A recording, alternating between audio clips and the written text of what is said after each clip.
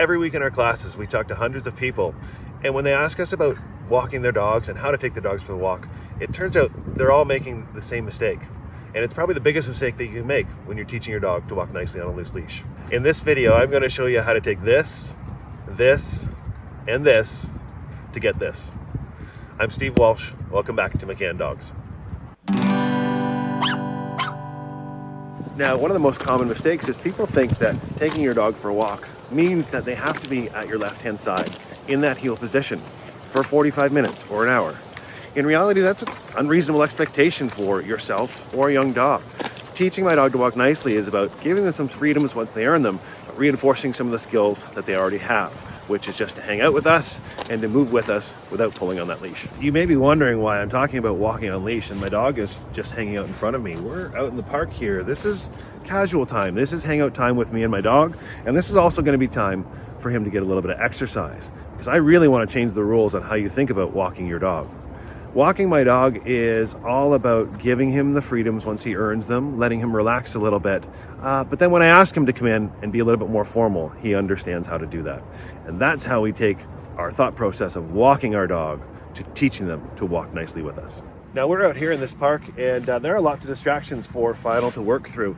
And one of the biggest things that I want my dog to know right off the bat is that their job is to not pull on the leash. And when we talk about this, I don't care if my dog's at my left-hand side. He can be anywhere around me as long as he doesn't pull. Now, I'm going to help him by moving a couple of steps at a time, and anytime he pauses with me or stays with me, I'm going to yes and reward him. But if he doesn't, and if he pulls, we've got a dog that's walking over here, and he's a little bit interested in that dog. That's fine. If that leash goes tight, I'm simply going to add some of those pulses on the leash. And once he reconnects with me, I'm going to engage with him and praise him a little bit more and let him know he's on the right track at that point. His only job is to not pull on the leash. And this is sort of the foundation of teaching my dog to walk nicely with me. Now, one of the most applicable skills of leash training or teaching my dog not to pull on the leash is simply going down the driveway and picking up the recycle bins. If my dog understands that they shouldn't pull on the leash and they can be anywhere around me, it makes life a whole lot easier. Now, response to name is a really, really big tool when I'm walking around with my dog. When he gets distracted by things, because he's going to, I want to be able to say his name and get him refocused on me. And I also want to make sure that if I call his name and he doesn't respond, I'm not just going to keep repeating his name over and over. I'm going to do something to ensure that he does respond. So he's looking at some geese over here. They're in that ball diamond. Oh, and he's getting distracted by something else now. That's great. I'm just going to say his name and see what happens. Final. Yes, good boy. Excellent, good boy. So he responded. I marked it with my voice. Then I backed away. Now I'm going to get a little food out to reward him. Boy, excellent job. Good. Now I've got him on a fairly short leash right now. This is sort of what I walk with him when I'm in tighter places. Hey, buddy, over here. Once he gets a little bit more adept at this, I can give him a little bit more freedom by putting a long line on him. But I'm going to make it a little bit harder for him on this shorter leash. I'm going to go closer to these geese and see how the response to name works. So I'm going to move with him.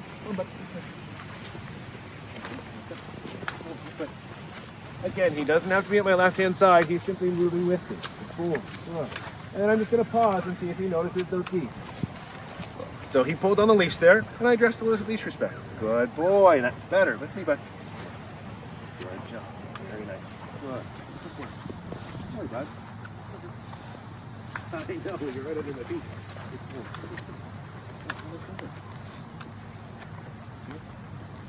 Final. Yes, good boy. Excellent. I can have a little tug and play. I can change up my rewards for him to keep him thinking. Out.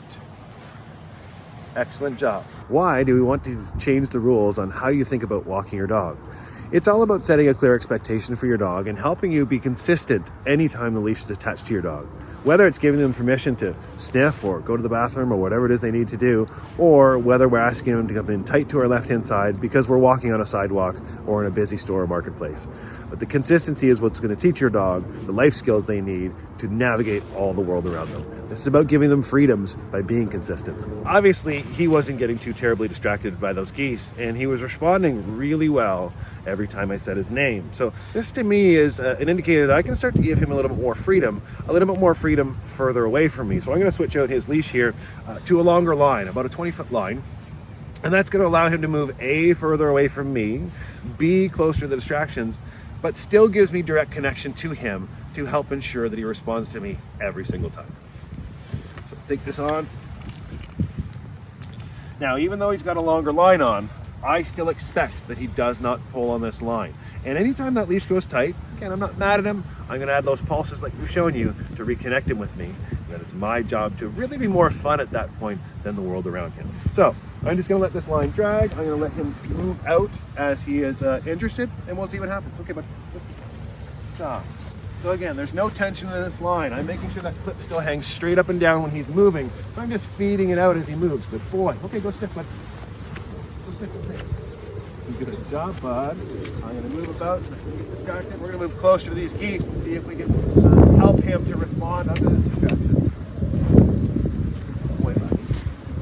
So I've given permission to him to be anywhere around me as long as this line doesn't go tight. Good boy. Now, one of the things you'll notice he's doing, he's actually checking in with me often. He's going a few feet and then looking back at me. Those are great opportunities to actually reward that. Say yes to your dog when they offer that focus and praise them for coming in close.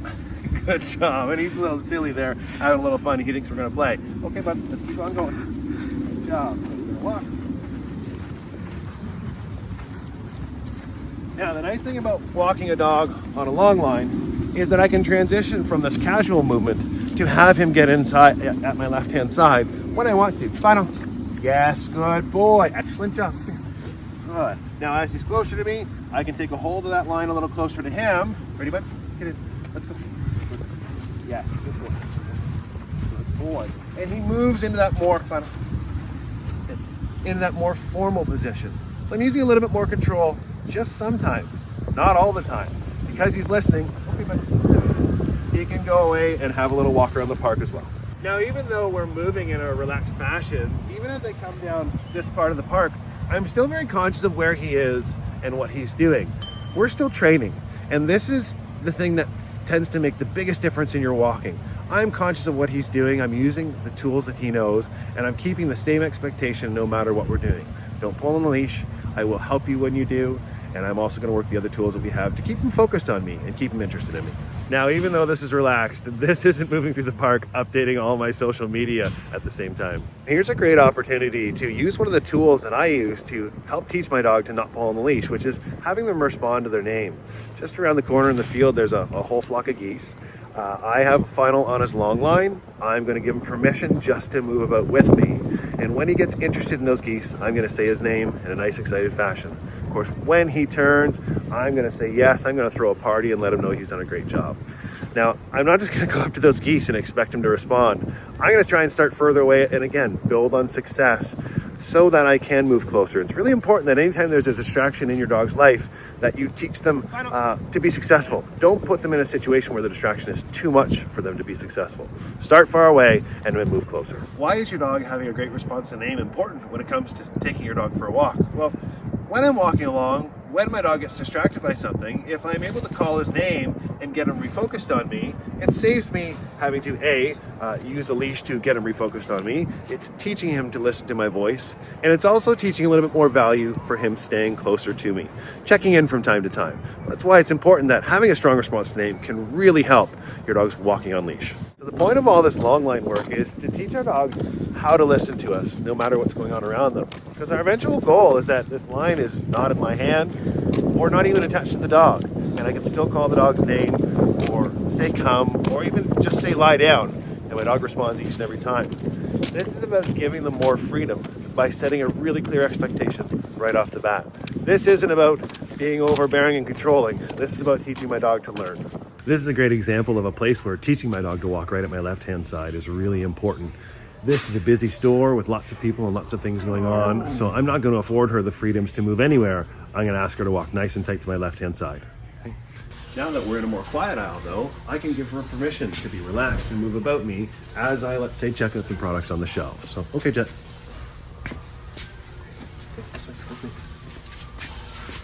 Good. You can see her only job is to stay with me and not to pull on the leash. Good girl. Very nice job. Good. Okay. Good. But let's say things get a little busy and somebody comes along, I'm going to ask her to get in and use that more formal walking position. Okay, Jet, get in. Let's go. Girl, good, let's go. What a good puppy dog. Good girl. So the next time you take your dog for a walk, I want you to think more about teaching them to walk instead of just taking them for the walk. And if you're still struggling with your leash walking, check out this video right here. It goes over some of the 5 most common mistakes that people make when teaching their dog to walk on a loose leash. On that note, I'm Steve. This is Final. Happy training.